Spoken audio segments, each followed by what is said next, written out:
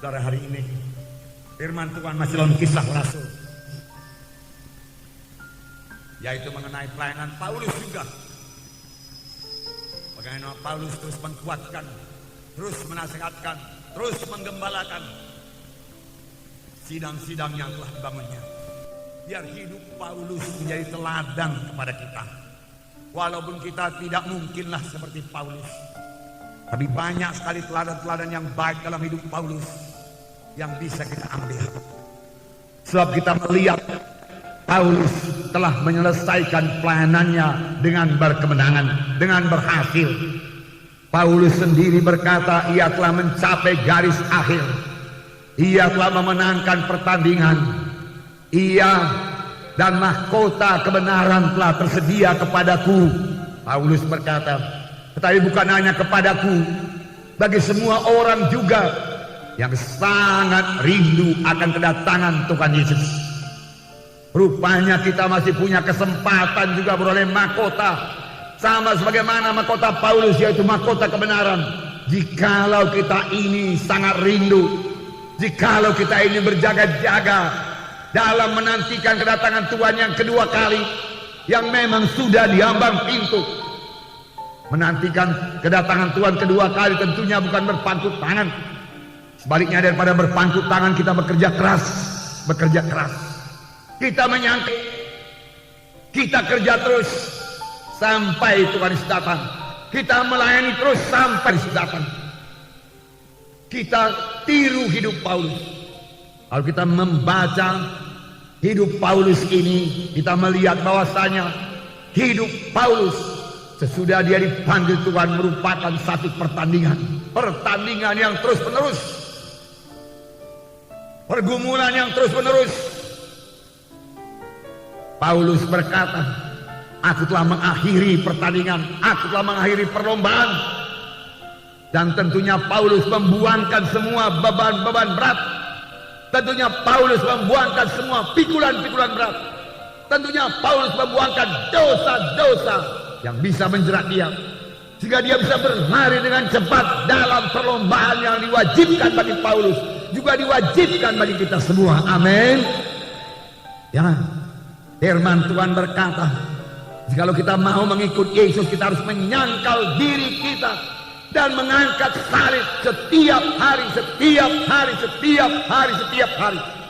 Inilah perlombaan, mengalahkan kehendak daging, mengalahkan hawa nafsu, dan berjalan dalam Roh Kudus. Paulus berkata dalam 1 Korintus 9 ayat 27, kesaksian Paulus, dia terus menyangkal dirinya, karena dia berkata, aku masih bisa terbuang, tetapi aku melatih tubuhku dan menguasainya seluruhnya, supaya sesudah memberitakan Injil kepada orang lain, jangan aku sendiri ditolak. Jangan aku sendiri ditolak, sudah aku memberitakan Injil kepada orang lain. Rupanya sesudah kita memberitakan Injil kepada orang lain, tetapi sesudah itu, hari-hari berikutnya, tahun-tahun berikutnya dari akhir hidup kita ini, kita pakai hidup dalam kehendak daging, maka Tuhan akan menolak kita. Paulus tidak mau hal itu terjadi kepadanya. Oleh sebab itu dia berkata, aku melatih tubuhku tunduk kepada Roh Kudus, dan aku menguasainya sepenuhnya. Kehendak dagingku tidak menguasai aku. Aku dengan kuasa Roh Kudus menguasai kehendak dagingku, menguasai hawa nafsuku, menguasai kemarahanku, menguasai kemalasanku. Jika aku boleh berlari-lari dalam panggilan Tuhan dalam hidupku dan sampai kepada maksud Tuhan. Inilah hidup Paulus yang penuh penyangkalan diri, yang berhasil, yang suci, yang membawa kegemaran kepada Tuhan. Paulus sendiri dalam suratnya kepada Timotius berkata bahwasanya sebagai hamba Tuhan ataupun sebagai anak Tuhan sekalipun, kita harus hidup, dia katakan, sebagai seorang prajurit yang punya disiplin. Kita harus hidup sebagai seorang olahragawan yang juga harus berdisiplin, petani yang kerja keras dan bertekun.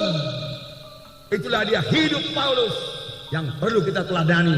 Baik kita juga berhasil padaku bagaimana Paulus. Tidak ada yang mustahil, karena Roh Kudus yang ada pada Paulus adalah Roh Kudus yang ada pada kita sekarang ini. Amin, saudara. Mari kita teladani hidup Paulus ini. Mari kita teladani hidup Paulus. Amin. Haleluya. Mari kita membaca dalam Kisah Para Rasul 20 ayat 17 sampai 31. Banyak ayatnya. Mari kita baca bersama-sama. Kisah 20 ayat 17 sampai 31.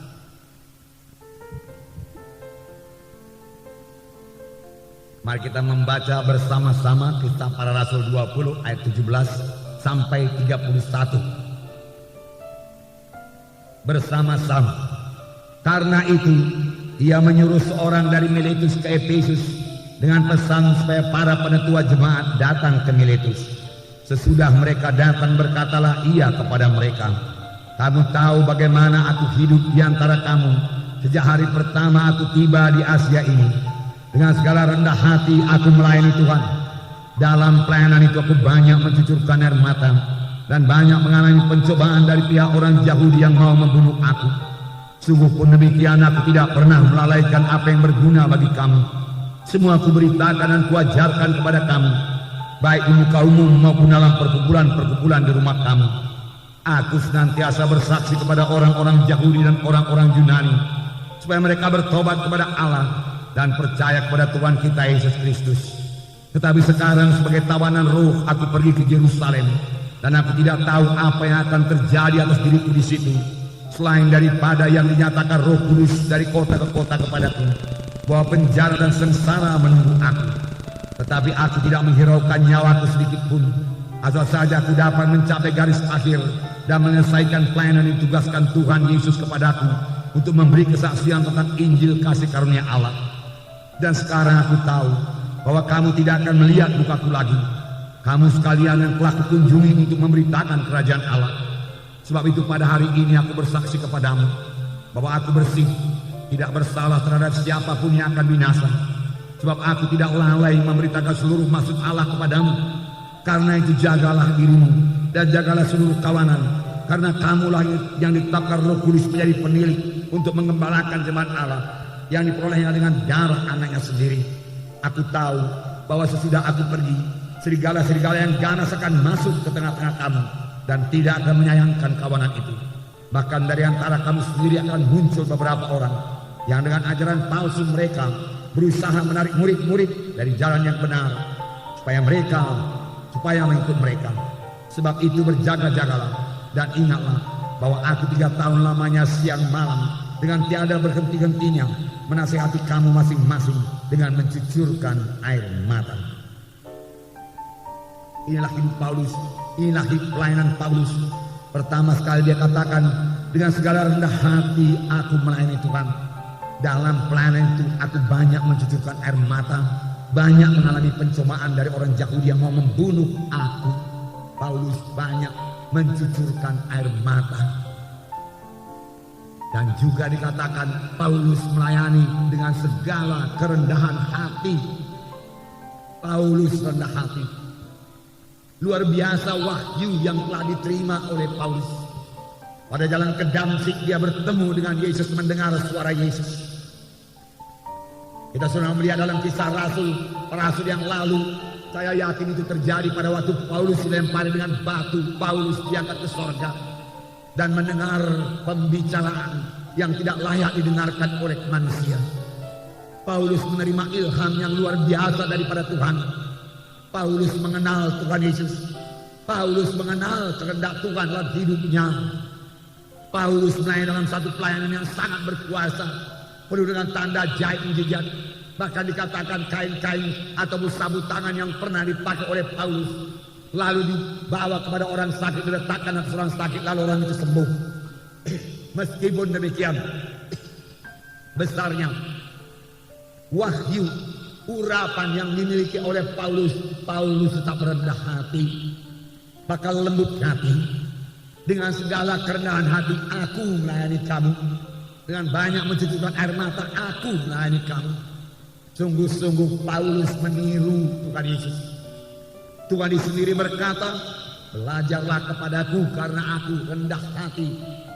Karena aku lembut hati dan rendah hati, maka engkau akan mendapat sentosa bagi jiwamu. Rendah hati. rendah hati tidak sama dengan rendah diri. Rendah diri atau dikatakan oleh orang dunia ini minder, dia katakan merasa diri tidak layak, merasa diri lemah, merasa diri tidak sanggup. Itu bukan daripada Tuhan, dan itu bukan rendah hati. Itu rendah diri yang menyebabkan kita tidak bisa dipakai Tuhan. Kalau kita tidak mau keluar dari perasaan rendah diri kita tersebut. Tapi saya percaya Roh Kudus, firman Tuhan yang hidup, yang diurapi oleh Roh Kudus, bisa mengubahkan kita yang merasa rendah diri ini menjadi orang yang bisa dipakai Tuhan, menjadi orang yang memiliki semangat yang menyala-nyala, menjadi orang yang memiliki visi yang baru, mengenal keadaannya yang baru dalam Tuhan, bahwasanya Tuhan telah memberikan pada satu hidup yang baru, hidup yang berkemenangan, hidup yang berhasil, bahwasanya dalam Tuhan dia akan menjadi orang yang berhasil. Amin. Oleh sebab itu buang semua perasaan rendah diri saudara, karena di dalam Tuhan Yesus adalah satu kejadian yang baru. Perkara lama lenyap, termasuk perasaan rendah diri, perasaan tidak berharga, perasaan lemah-lemah, perasaan pelin-pelan, dibuangkan oleh Roh Kudus dan terima satu kejadian baru daripada Tuhan yang membuat saudara hidup berkemenangan dalam dunia ini dan boleh mengerjakan pekerjaan Tuhan. Amin. Puji Tuhan. Roh Kudus mau mengubahkan kita, saudaraku. Nah, rendah hati, saudaraku, rendah hati. Rendah hati membawa kita melayani. Kita tidak merasa enggan untuk melayani. Bahkan pekerjaan-pekerjaan yang rendah sekalipun. Sebenarnya tidak ada pekerjaan rendah dalam Tuhan. Dalam Matius 20 ayat 28 kita melihat bagaimanakah sikap Tuhan Yesus. Matius 20 ayat 28. Saya membacakan kepada saudara. Sama seperti anak manusia datang bukan untuk dilayani, melainkan untuk melayani dan untuk memberikan nyawanya menjadi tebusan bagi banyak orang. Tuhan Yesus datang bukan untuk dilayani. Dia raja segala raja. Dia datang dari sorga. Dia datang dengan berkat yang luar biasa untuk menyelamatkan manusia. Tetapi dia datang untuk melayani, bukan untuk dilayani. Bahkan dalam ayat yang lain Tuhan Yesus berkata, yang terbesar ialah yang melayani, bukan yang dilayani. Tuhan Yesus berkata. Itu sebabnya pada malam waktu dia bertemu dengan murid-muridnya, tidak seorang pun daripada murid-muridnya bersedia untuk membasuh kaki satu sama lain. Yesus menanggalkan jubahnya, mengambil sepotong kail lenan, mengikat pinggangnya, menaruh air dalam baskom, mengambil anduk. Lalu dia mulai membasuh kaki murid-muridnya satu persatu sampai mendoakan murid-muridnya.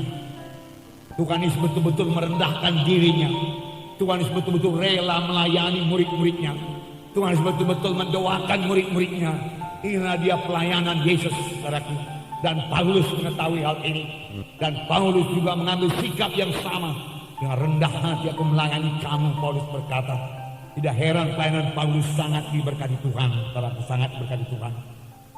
Saudara, lawan daripada rendah hati itu tinggi hati. Tinggi hati sama dengan kesombongan. Dan kesombongan ini selalu, saudaraku, ditengking oleh firman Tuhan. Bahkan ada firman Tuhan yang mengatakan Tuhan melawan orang yang sombong. Pada hari ini lihat hati kita. Segala sesuatu yang membuat kita merasa diri kita lebih daripada orang lain, saudaraku. Saudara, hati-hati, saudaraku, jangan sampai itu membuat kita menjadi sombong. Aku ini lebih pandai dari orang lain. Aku lebih pintar dari orang lain. Aku lebih gagah dari orang lain. Aku lebih cepat daripada orang lain. Aku lebih diurapi daripada orang lain. Aku punya karunia lebih daripada orang lain. Firman Tuhan berkata, apakah yang ada padamu yang tidak kamu terima daripada Tuhan? Semua yang ada pada kita tidak terima daripada Tuhan. Oleh sebab itu janganlah pakai itu menyombongkan diri. Pakailah itu untuk merendahkan diri, dan pakailah itu untuk berguna bagi kerajaan sorga. Karena Tuhan akan menuntut talenta-talenta yang diberikan Tuhan kepada kita. Apakah talenta-talenta itu berbuah apa enggak? Amin, saudara. Nah, puji Tuhan, beberapa ayat firman Tuhan saya ingat ada berkata, kalau saya tidak salah, salah satu dikatakan kasih itu memang murah hati, lemah lembut, saudaraku, tetapi dikatakan juga tidak sombong. Nanti saudara selidiki dalam 1 Korintus 13 kalau saya tidak salah. Iya, kasih itu tidak memegahkan diri atau tidak sombong. Demikian kira-kira dikatakan, saudaraku. Nah, Dalam buku Mazmur 101 ayat 5b, saudaraku, dikatakan bahwasanya Tuhan tidak suka melihat orang yang sombong. Mazmur 101 ayat 5b, saya membacakan kepada saudara. Orang sombong dan tinggi hati aku tidak suka. Betapa simpelnya ayat ini, saudara. 101, Mazmur 101 ayat 5 bagian B. Orang yang sombong dan tinggi hati aku tidak suka, Tuhan Yesus berkata. Mari kita buangkan semua kesombongan. Amin, saudara. Ya. Dan mari kita memiliki kerendahan hati yang daripada Tuhan, yang daripada Tuhan. Murid-murid Tuhan Yesus semuanya saudaraku rendah hati, saudaraku. Tanda rendah hati juga adalah hidup yang sederhana, hidup yang tidak menyombongkan diri. Semua murid-murid Tuhan Yesus hidup sederhana. Yohanes Pembaptis yang membuka jalan kepada Tuhan hidup sangat sederhana. Bahkan Yohanes Pembaptis tidak tahu pakaian-pakaian dunia ini. Dia tidak tahu pakaian yang mewah. Pakaiannya adalah bulu kambing domba. Nah, makanannya ialah belalang dan madu hutan. Makanan yang sederhana saja. Inilah dia, saudaraku, Yohanes Pembaptis yang terbesar dalam kerajaan sorga. Yohanes Pembaptis, Paulus hidup sederhana. Bahkan kita mengetahui rupanya Paulus tidak memiliki dua buah mantel, tidak punya. Hingga pada waktu mantelnya, baju panasnya ketinggalan, dia berkata kepada muridnya, jangan kau lupa membawa mantelku yang tertinggal, dia katakan. Dia tidak punya dua baju panas, hanya satu. Dia hidup sederhana, tetapi dia mengerjakan pekerjaan Tuhan yang luar biasa dengan rendah hati. Puji Tuhan, ini pelajaran bagi kita. Mari kita hidup sederhana. Amin, saudara.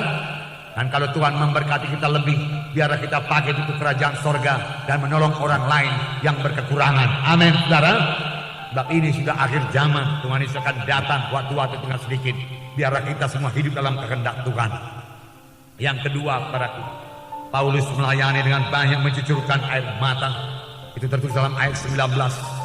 Kisah 20 ayat 19 berkata bahwasanya Paulus melayani dengan mencucurkan air mata. Dengan segala rendah hati aku melayani Tuhan. Dalam pelayanan itu aku banyak mencucurkan air mata dan banyak mengalami pencobaan dari pihak orang Yahudi yang mau membunuh aku. Banyak mencucurkan air mata. Dia mencucurkan air mata saudaraku, bukan karena orang Yahudi mau membunuh dia. Dia tidak mempedulikan nyawanya sedikit pun. Dia mencucurkan air mata bukan karena takut dibunuh oleh orang Yahudi. Dia tidak saudaraku. Dia mencucurkan air mata karena mengasihi jiwa-jiwa. Inilah hati yang, inilah rendah hati saudaraku. Inilah hati yang mengasihi, yang boleh kita miliki setelah kita sadari hati kita ini kurang mengasihi. Firman Tuhan berkata hati Yesus selalu tergerak oleh belas kasihan. Inilah hati yang baru daripada Tuhan, yang Tuhan menghendaki supaya kita memilikinya. Dalam buku Yehezkiel dikatakan, hati batu, hati yang keras kulalukan daripadamu, hati yang lembut kuberikan padamu, hati daging kuberikan padamu, dan aku membuat engkau mematuhi hukum-hukumku. Dengan hati yang lembut kita bisa mematuhi hukum-hukum Tuhan. Dengan hati yang lembut daripada Tuhan kita bisa mengasihi orang lain. Kita tidak membalas dendam. Kita mengasihi. Dengan hati yang lembut kita bisa berdoa buat orang lain. Hingga kita mencucurkan air mata, saudaraku, sama sebagaimana Paulus dalam pelayanan itu banyak mencucurkan air mata. Dia tidak berkata dalam pelayanan sekali-sekali aku mencucurkan air mata, tidak. Banyak mencucurkan air mata. Dan air mata ini berharga di hadapan Tuhan. Air mata yang dicucurkan karena mengasihi jiwa-jiwa. Mengasihi jiwa-jiwa yang terhilang. Merasa terbeban kepada jiwa-jiwa yang keberatan. Jika oleh penyakit. Yang ditipu oleh dunia ini. Paulus terbeban. Begitu banyak jiwa-jiwa telah selamat di Efesus. Saudara tahu di Efesus pada mulanya kota penyembahan berhala. Kota di mana mereka menyembah Dewi Artemis. Dan tiap-tiap rumah memiliki satu berhala, yaitu rumah-rumah penyembahan untuk Dewa Artemis. Tapi waktu mereka selamat, mereka membakarnya semua. Harganya kira-kira kalau sekarang saya tidak tahu, boleh jadi puluhan juta, ratusan juta, boleh jadi miliar. Mereka tidak sayangkan itu. Banyak jiwa-jiwa selamat di Efesus. Tetapi boleh juga banyak yang sudah gugur daripada jalan-jalan Tuhan. Dan Paulus menangis, Dalam ayat 31 dikatakan berapa lama Paulus ini menangis. Ayat 31 kisah 20, sebab itu berjaga-jagalah dan ingatlah bahwa aku 3 tahun lamanya siang dan malam dengan tiada berhenti-hentinya menasihati kamu masing-masing dengan mencucurkan air mata. Siang malam, tiap-tiap hari, kita mengetahui sebelum ini bahwasanya di Efesus, saudaraku, Paulus mengajar murid-murid dalam sekolah Tiranus. Tiap-tiap hari selama 2 tahun sudah seluruh Asia mendengarkan firman Tuhan. Dan hasil daripada pengajaran Paulus ini adalah berdiri sidang Efesus dengan segala pendetanya, tua-tua sidangnya sekalian. Hasil daripada pemuritan yang dilaksanakan oleh Paulus. Dan kali ini Paulus mengajari mereka lebih dalam lagi, memberikan contoh hidup Paulus sendiri supaya mereka tiru. Yaitu Paulus banyak mencucurkan air mata. 3 tahun lamanya aku menangis bagi kamu, aku mencucurkan air mata. Begitulah indahnya, begitulah Paulus mengasihi jiwa-jiwa itu. Biarlah ini, saudaraku, Paulus ini teladan bagi kita, teladan bagi pemimpin-pemimpin KKS. Biar kita mengasihi jiwa-jiwa dalam KKS kita, di mana Tuhan telah mempercayakan begitu banyak jiwa-jiwa. 10-15 orang boleh jadi 20 orang dalam KKS, saudara. Semua itu dibayar Tuhan dengan darahnya yang mahal. Dan Tuhan menghendaki tidak seorang pun daripada mereka hilang kembali. Tetapi Tuhan menghendaki semuanya mereka sampai menjadi murid Tuhan, bertumbuh dalam Tuhan. Amin, saudara. Sebab Tuhan memanggil kita ini semua juga bukanlah supaya sekedar bertobat, meninggalkan dosa, bebas daripada kegelapan, bebas daripada penyembahan berhala, bebas daripada ajimat berhala. Bukan hanya sampai di situ saja, saudaraku. Tuhan menghendaki kita ini semua, saudaraku, menjadi murid Tuhan, bertumbuh, bertambah-tambah dewasa. Tiap-tiap anak Tuhan, tiap-tiap minggu harus bertumbuh, tiap-tiap minggu harus bertambah-tambah dewasa. Tiap-tiap minggu dibentuk Tuhan sampai menjadi bertambah-tambah seperti Yesus, saudaraku. Dan kemudian memberikan buah. Sehingga barang apapun yang kamu minta kepadaku, aku memberikannya kepadamu, Tuhan berkata. Jikalau kamu memberikan buah, firman Tuhan berkata. Tuhan menghendaki kita ini dewasa dalam Tuhan. Demikian Tuhan menghendaki jiwa-jiwa di KKS kita. Oh, pemimpin-pemimpin KKS, biar saudara sadari bahwa Tuhan menghendaki mereka itu juga dewasa dan bisa memuridkan orang lain, bisa menginjili orang lain lagi. Dengan demikian saja amanat agung bisa diselesaikan. Tanpa pelayanan demikian, saudara, amanat agung tidak akan pernah bisa diselesaikan, saudaraku. Kalau hanya pendeta-pendeta, penginjil-penginjil, guru-guru agama saja, saudaraku. Tetapi semua anak-anak Tuhan, anggota tubuh Kristus, saudaraku, mengambil bahagian. Semua anak-anak Tuhan, anggota tubuh Kristus, mari bertumbuh di dalam Tuhan, bertambah-tambah dewasa, bertambah-tambah mengerti, bertambah-tambah memiliki hati yang baru, hati yang mengasihi, hati yang mau berkorban, saudaraku. Paulus sendiri berkata bahwasanya kami rela membagi hidup kami kepadamu karena kamu sangat kami kasihi. Inilah pemuritan, membagi hidup kepada murid-murid karena sangat dikasihi. Nah, saudara yang kasih dalam nama Yesus, Paulus sangat terbeban. Masih banyak jiwa-jiwa yang belum selamat. Paulus menangis. Paulus juga menangis kalau ada jiwa-jiwa yang tidak bertumbuh. Paulus menangis kalau ada jiwa-jiwa yang sakit. Paulus menangis kalau ada jiwa-jiwa yang mundur. Sambil menasehati pun dia menangis. Dia menangis. Dia tahu dia akan dipanggil Tuhan ke sorga dan menerima mahkota kebenaran. Tetapi dia mau meninggalkan satu pelayanan yang teguh, kuat dan teguh, yang tidak bisa digoncang oleh setan. Paulus sangat menginginkan jiwa-jiwa itu kuat dan teguh, karena Paulus sendiri mengatakan, sepeninggalku nanti akan datang serigala-serigala yang ganas kepadamu, yang tidak menyayangkan domba-domba itu, yang tidak mengasihi domba-domba, yang tidak peduli pada domba-domba, hanya peduli pada dirinya sendiri. Saudaraku, hati-hati, saudaraku, hati-hati.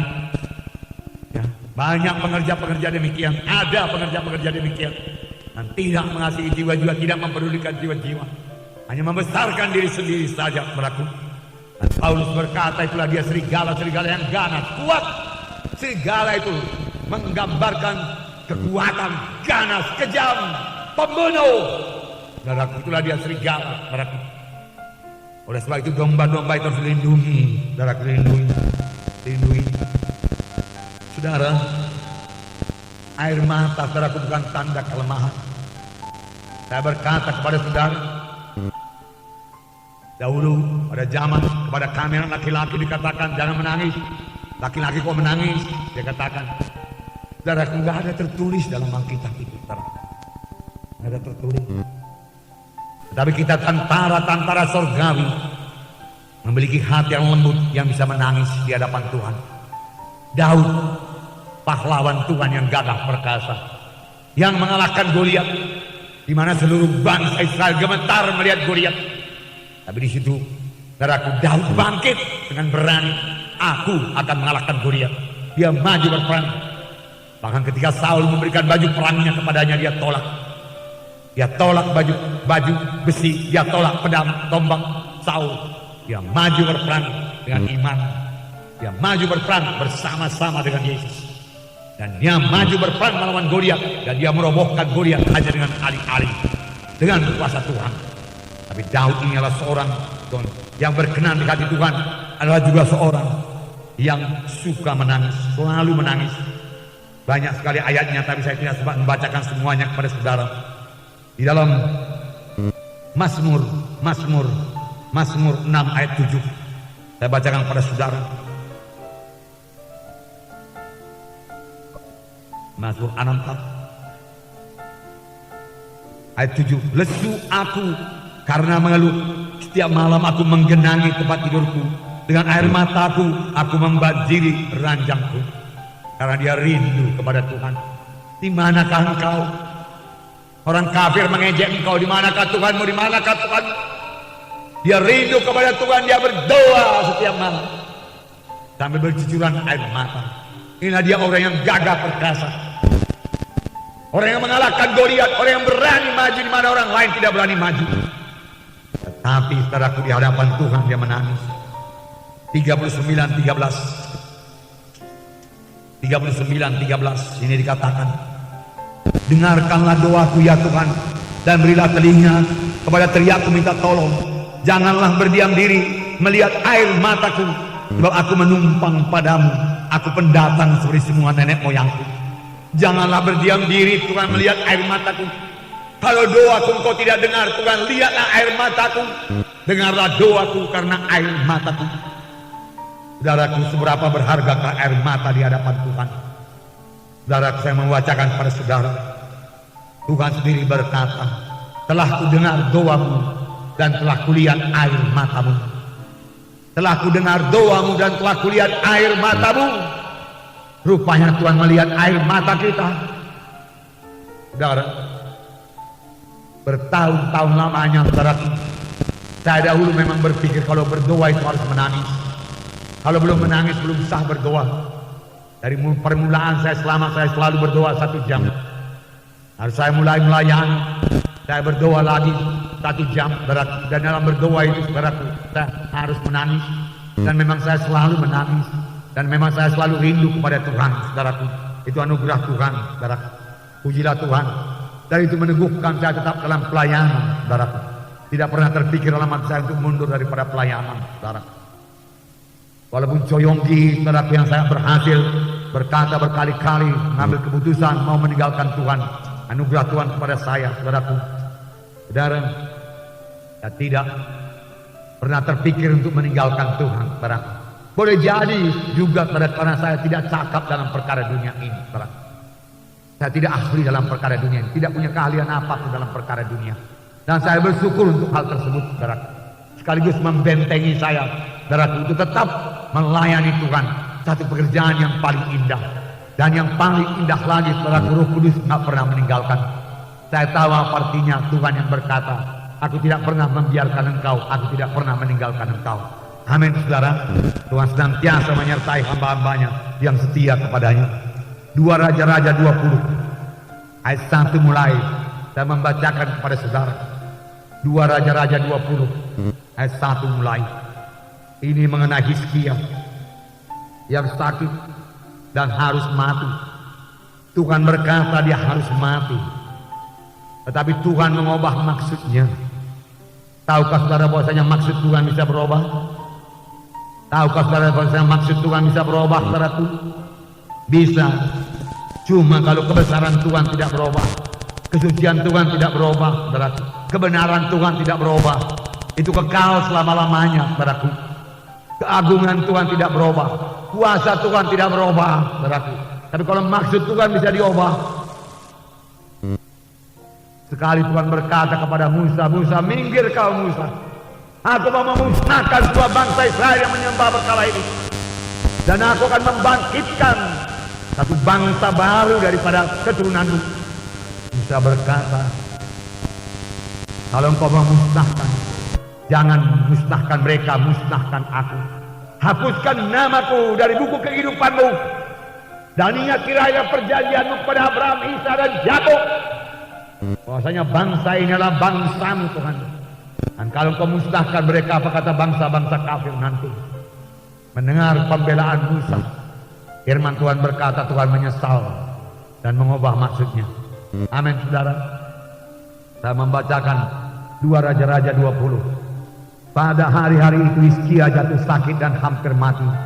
Lalu datanglah Nabi Yesaya bin Amos dan berkata kepadanya, beginilah firman Tuhan. Wah, luar biasa. Nabi Yesaya bin Amos berkata, ini firman Tuhan. Dan saya percaya Yesaya tidak bohong. Yesaya menerima suara Tuhan dan memberitahu kepada Raja Hizkia. Apakah katanya?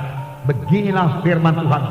Sampaikanlah pesan terakhir kepada keluargamu, sebab engkau akan mati, tidak akan sembuh lagi. Bukan dokter yang memvonis. Kalau dokter yang memvonis, saudaraku, saya masih punya iman. Tapi kalau Tuhan yang memvonis, bagaimana? Kalau dokter yang memvonis penyakitmu tidak ada harapan lagi secara kedokteran, kami dokter tidak bisa berbuat apa-apa lagi. Operasi tidak akan menolong engkau, dia katakan. Hidupmu tinggal 3 bulan lagi. Dan dalam hal itu, saudaraku, kita masih bisa punya iman kepada Tuhan.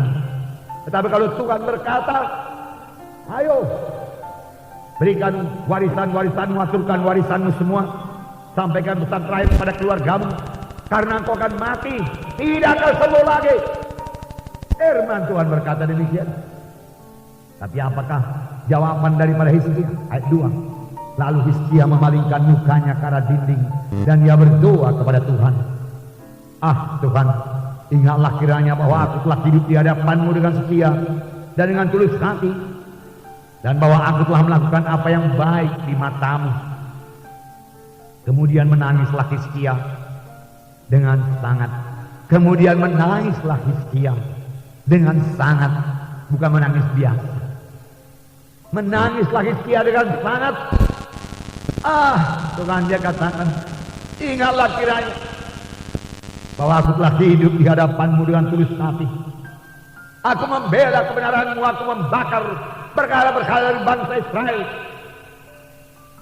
Aku membuka rumah sembahyang kepada mereka. Aku melakukan apa yang baik. Ingatlah Tuhan. Bahkan dia tidak minta kesembuhan. Dia berkata, ingatlah Tuhan. Ingat saja Tuhan, sudah cukup bagiku. Kalau memang aku harus mati, ya aku berangkat Tuhan. Tapi ingatlah perbuatanku Tuhan. Kemudian menangislah Hizkia dengan sangat. Tetapi Yesaya belum lagi keluar dari pelataran tengah, tiba-tiba datanglah firman Tuhan kepadanya. Yesaya harus mengatakan demikian. Beri pesan terakhir kepada keluargamu, engkau tidak akan sembuh lagi, Tuhan mati. Langsung keluar Yesaya ini. Boleh jadi begitu perintah Tuhan kepadanya. Ya, dia tidak berdoa apa-apa, dia tidak menguatkan Hizkia, tidak. Dia langsung pergi. Tetapi dikatakan Yesaya belum lagi keluar dari pelataran tengah, masih berjalan menuju pelataran tengah. Datanglah firman Tuhan kepadanya. Datang lagi firman Tuhan. Baliklah dan katakanlah kepada Hizkia raja umatku, beginilah firman Tuhan Allah Daud bapa leluhurmu, telah kudengar doamu dan telah kulihat air matamu. Sesungguhnya aku akan menyembuhkan engkau, dan pada hari yang ketiga engkau akan pergi ke rumah Tuhan. Aku akan memperpanjang hidupmu 15 tahun lagi, dan aku akan melepaskan engkau dan kota ini dari tangan Raja Asyur. Aku akan memagari kota ini karena aku dan oleh karena Daud hambaku. Luar biasa ya. Tuhan berkata, baliklah katakanlah kepada Hizkia raja umatku, telah ku dengar doamu, telah ku dengar doamu. Berhentikah di situ? Tidak. Dan telah kulihat air matamu, ku dengar doamu, kulihat air matamu. Tuhan melihat air mata Hizkia. Tuhan mendengar doa Hizkia. Tuhan melihat Hizkia memalingkan wajahnya ke dinding untuk memandang Tuhan, untuk bersekutu dengan Tuhan. Tuhan dia katakan, aku selalu berbuat baik, Tuhan izinkan aku hidup lagi. Boleh jadi dalam hatinya berkata demikian, aku hanya berbuat baik saja. Lalu dia menangis dengan sangat kepada Tuhan. Dan Tuhan berkata, Yesaya kembali, baliklah engkau ke dalam. Katakanlah kepada Hizkia, raja umatku, telah ku dengar doamu dan telah ku lihat air matamu, dan aku akan menyembuhkan engkau. 3 hari kemudian engkau akan datang ke rumahku untuk berdoa kepadaku, Tuhan berkata. Dan aku akan memperpanjang umurmu 15 tahun lagi. Dan aku akan melepaskan kau dari tangan Raja Asyur, oleh karena aku dan oleh karena Daud hambaku. Luar biasa. Air mata. Air mata. Bagaimana air mata kita? Saudaraku, puji Tuhan, air mata yang mengasihi jiwa-jiwa. Air mata menangis, membela jiwa-jiwa yang berbuat dosa, berbuat kejahatan. Kita rindu supaya mereka itu berbuat baik, bertobat dan menyembah Tuhan. Air mata menangis jiwa-jiwa yang hidup dalam dosa, penyembahan berhala, penajisan. Air mata menangis pemuda-pemudi yang jatuh kepada dosa kenajisan, pemuda-pemudi yang jatuh kepada narkotika. Manakah masa depan mereka itu hancur, saudaraku, hancur. Perlu air mata buat itu, saudaraku. Perlu doa buat mereka, saudaraku, perlu doa. Banyak orang miskin, saudaraku, perlu didoakan. Lihatlah orang miskin, saudaraku, kunjungilah. Maka kasih saudara akan bertambah-tambah. Dalam beberapa hari Bolang selalu berangkat mengunjungi orang miskin, saudaraku. Dia berkata, aduh, nggak tahan melihatnya, dia katakan. Karena serba kekurangan. Walaupun demikian, Bolang masih berkata, apa kerjamu? Dia berkata, menarik becak. Oke, kalau kau menarik becak, beri persepuluhanmu kepada Tuhan. 1/10 berikan kepada Tuhan. Cukup tidak cukup, berikan persepuluhan. Dahulukan Tuhan. Saya bersyukur buat hamba Tuhan seperti Bolang ini, saudaraku, memberikan saudaraku firman Tuhan yang tepat.